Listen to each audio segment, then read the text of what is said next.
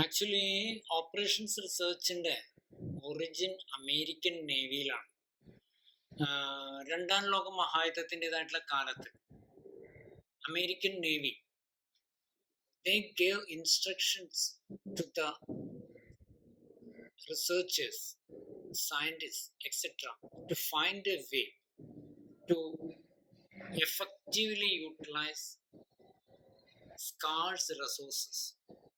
അതായത് ധനം, മറ്റ് മെറ്റീരിയൽസ്, മാൻ പവർ, മണി, ഇതെല്ലാം ഇത് എഫക്റ്റീവായിട്ട് എന്നാൽ റിക്വയർമെൻറ്റ്സ് ഫുള്ളായിട്ട് മീറ്റ് ചെയ്യത്തക്ക വിധത്തിൽ എങ്ങനെ ഇത് ഡിവൈഡ് ചെയ്യാം, എങ്ങനെ അലോക്കേറ്റ് ചെയ്യാം എന്നുള്ളതായിട്ടുള്ള ചിന്തയിൽ നിന്നാണ് ആക്ച്വലി ഓപ്പറേഷൻസ് റിസർച്ച് ഉടലെടുത്തത്.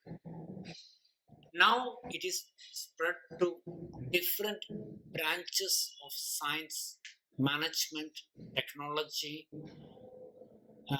medicine, almost all aspects of life. വളരെ ഇൻട്രസ്റ്റിംഗ് ആയിട്ടുള്ളൊരു സബ്ജക്റ്റാണ് അത്.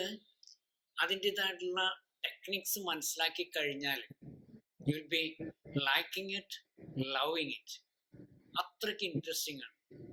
അതുപോലെ തന്നെ പഠിക്കാൻ ബുദ്ധിമുട്ടുണ്ടോ എന്ന് ചോദിച്ചിട്ടുണ്ടെങ്കിൽ വലിയ ബുദ്ധിമുട്ടില്ല.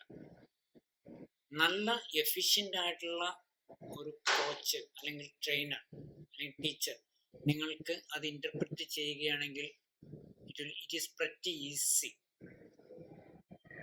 That's the way.